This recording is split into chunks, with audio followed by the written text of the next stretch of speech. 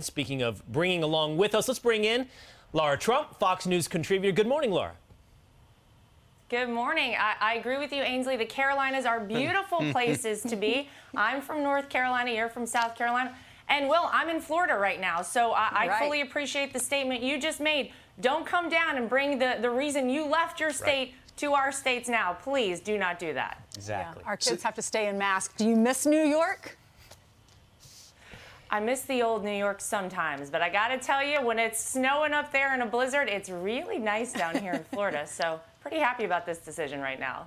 Yeah, you could always go in the subway. It's always safe down there if the snow gets too hard. Hey, Laura, a couple of things. Today we're going to find out about the inflation report. And it looks as though they are bracing themselves at the administration because they were already over 7%. When he took over the country, the President of the United States, was at 1%. Some of the things are out of his control, some aren't. Overall, the real clear average of the major polls has him under 40%, which is behind where President Trump was at 42 at this point, way behind President Obama, as well as President Bush. What do you think it says, knowing that most media gives him a pass on just about everything, including his son and all his international entanglements? Yeah, well, there's so much to unpack there, Brian. I mean, how long do we have for this segment? I could talk about this all day.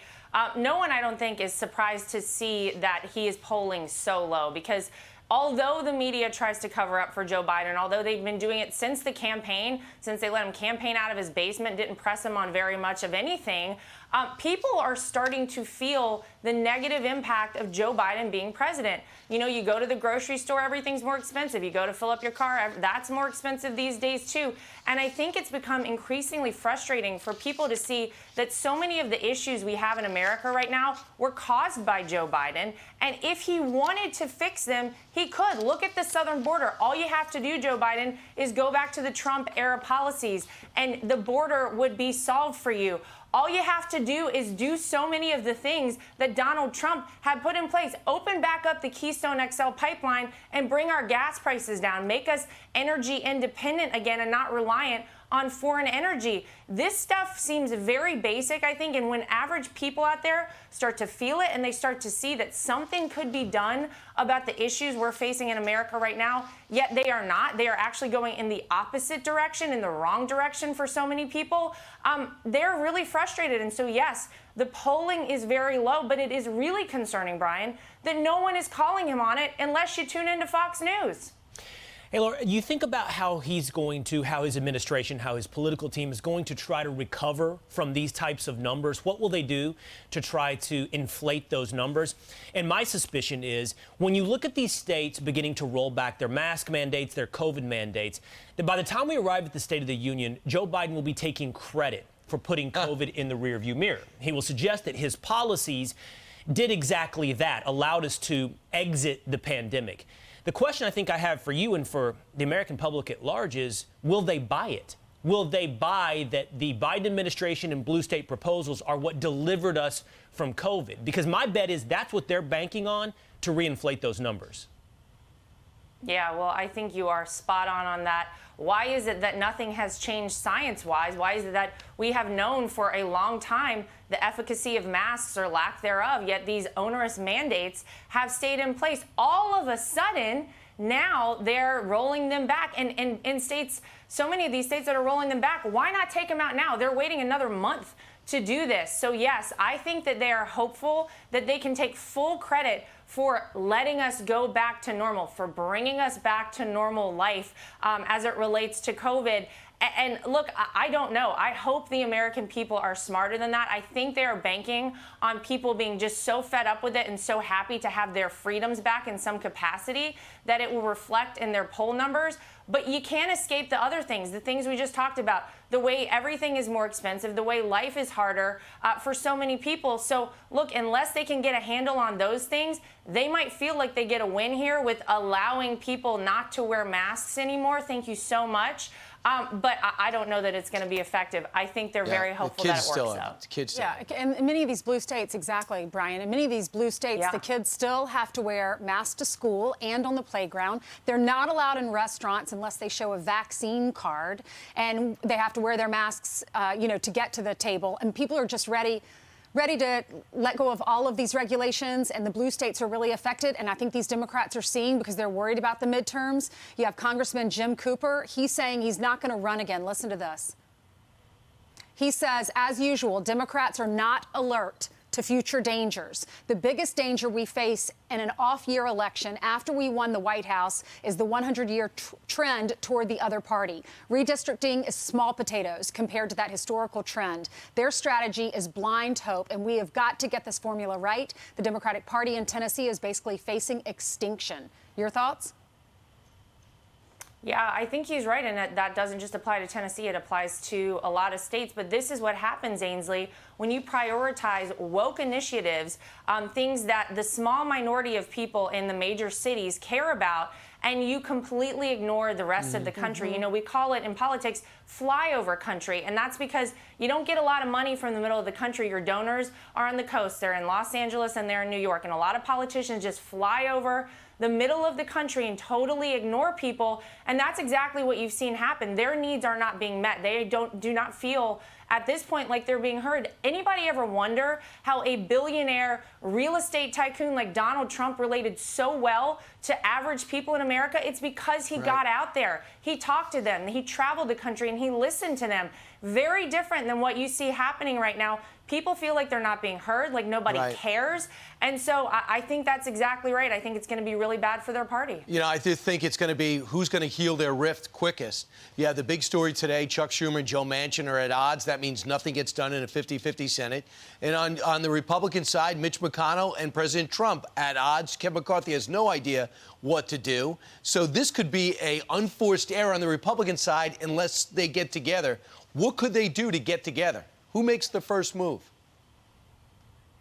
Well, look, I think a lot of what's going to happen will be determined by the midterm elections. I think the people of this country, Brian, are so fed up with what they've had to deal with over the past year. They've seen how bad it is under Democrat rule, and it is not good for anyone in America. So you start with the midterm elections, and look, hopefully we take back the House and the Senate on the Republican side and actually start making some changes that are going to help people.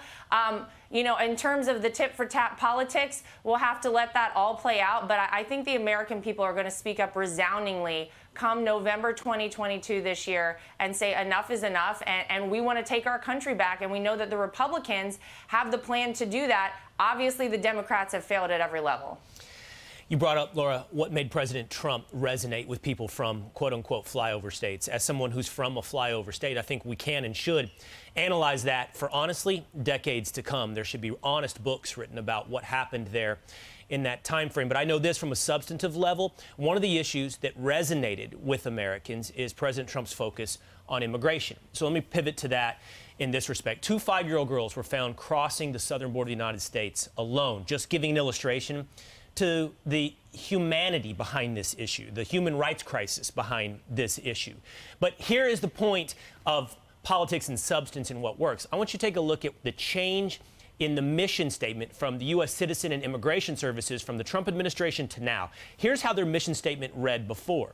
U.S. Citizenship and Immigration Services administers the nation's lawful immigration system, safeguards its integrity and promise by efficiently and fairly adjudicating requests for immigration benefits while protecting Americans, securing the homeland, and honoring our values. That was the mission statement in the Trump-era immigration department. Now it reads as follows.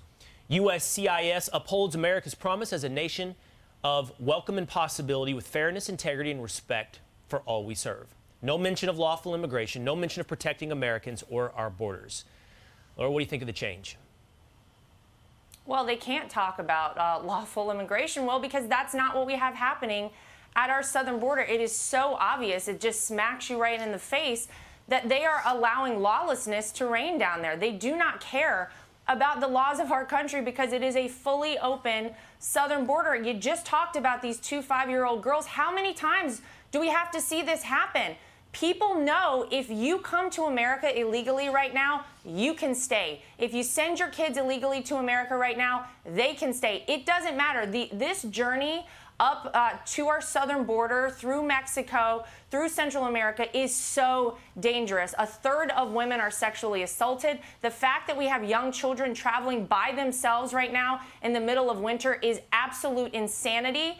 And if this had happened under the Trump administration, could you imagine the focus on these two young girls by the mainstream media? Yet, guys, I bet we are the only people that bring it up today. I bet no other outlets will even touch this. It is despicable. It is horrible for these people. It is horrible for America. So, yeah, well, they can't even keep the same mission statement in place because it's not applicable right now. Right. Okay, Laura, stay right there. I want to bring this story in. The White House bracing for a brutal inflation report, as I indicated earlier. Americans feeling the effects as we gear up for Super Bowl Sunday. Madison Allworth with our sister network, Fox Business, joins us live from New York. Hey, Madison.